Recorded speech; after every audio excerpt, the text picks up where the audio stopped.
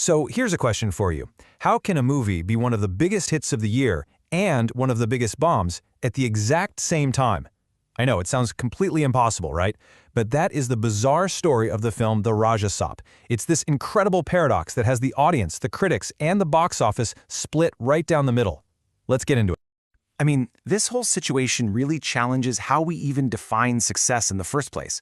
Normally, it's pretty simple. If a movie makes a ton of money, it's a hit. But The Raja Saab, it just shatters that rule. It tells two completely different stories. You've got the story told by the box office reports on day one, and then you have the story written by the audience after the credits rolled. And this slide right here shows you that split perfectly. On one side, you see all the signs of a certified blockbuster, a record-breaking debut for its star, Prabhas, and just a mountain of cash. But on the other side, a total storm cloud of failure, absolutely terrible reviews, angry fans, and a reputation as a complete disaster. So, which story is the real one? Well, let's start with the side that made all the noise, the money. To really get how this film earned that blockbuster label, we have to look at the numbers from its absolutely explosive debut. And I'm telling you, this wasn't just a strong opening, it was a financial shockwave that rippled through the industry. Okay, get this. For over a month, 35 days straight, a film called Dhurandhar was sitting comfortably at number 1. The Raja Saab didn't just ask it to move, it kicked the door down before 10 a.m. on opening day, using only its morning show ticket sales. That's not a hit, that is a hostile takeover. And that financial earthquake was powered by one man, the star, Prabhas.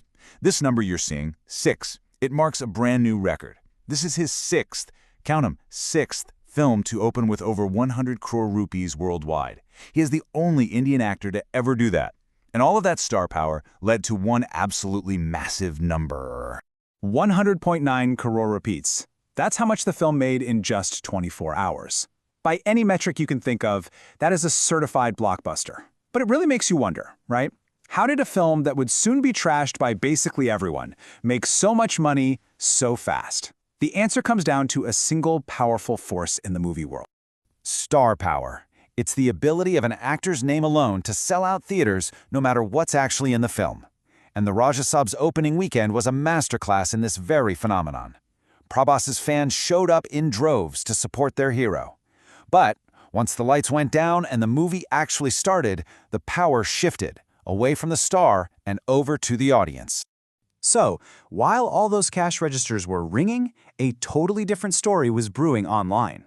The very same people who had just fueled that record-breaking opening were starting to talk. And, well, they were not happy. In fact, they felt completely and utterly let down, and they were not about to be quiet about it.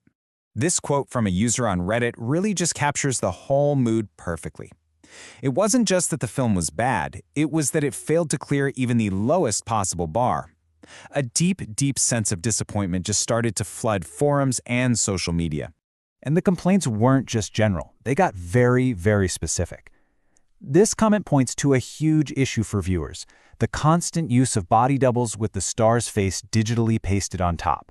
For fans who paid good money to see their idol, it didn't just feel lazy, it felt like straight-up false advertising. And that feeling of disrespect, it quickly curdled into a sense of betrayal. This user puts it bluntly, calling the whole thing a scam. The overwhelming feeling was that the studio had just used the star's name in some slick trailers to sell a product that was, in their opinion, fundamentally broken and made with the bare minimum effort. And these weren't just a few isolated complaints, A really clear pattern emerged. Viewers all over were pointing to a disjointed script and just terrible special effects. They felt tricked by trailers that showed scenes that weren't even in the final movie. They complained about the bloated 3-hour runtime, the cringy, outdated comedy, and the songs that just felt shoved in. And you know what? It wasn't just the fans who felt this way. The professional critics, the people who are paid to watch movies for a living, they came to the exact same conclusion as the fans. Their response wasn't just negative, it was pretty much a united front of pure disapproval. Yeah, you don't need to be a film critic to read this chart. Across the board, major publications handed out abysmal ratings. We're talking 1.5 stars, 2 stars, even a brutal 1-star review from the week. It was a complete and total critical drubbing. And the language they used? It echoed the fans perfectly. Words like mess, lazy, and outdated popped up in review after review. The The critics basically just confirmed what the audience was already feeling. The film, despite that huge opening, had failed on almost every single fundamental level of storytelling and filmmaking. So that brings us right back where we started, with this paradox. A box office juggernaut that was also a creative disaster, rejected by critics and by its own fans. This contradiction leaves the entire film industry with a massive, and let's be honest, a very uncomfortable, question. Can a star really be so powerful that the actual quality of their movies just doesn't matter anymore? Is a massive opening weekend, even if it's followed by a huge crash, the only thing studios care about? Now, based on this film, you might think the answer is yes. But the truly unbelievable twist in this story is what the studio decided to do next. That's right, a sequel has already been announced. Despite the universal backlash from critics and the very audience that paid to see it, that opening day number was apparently all that mattered. Which leads us to the most important question of all. In the world of modern blockbusters, is the audience a community to be entertained, or are we just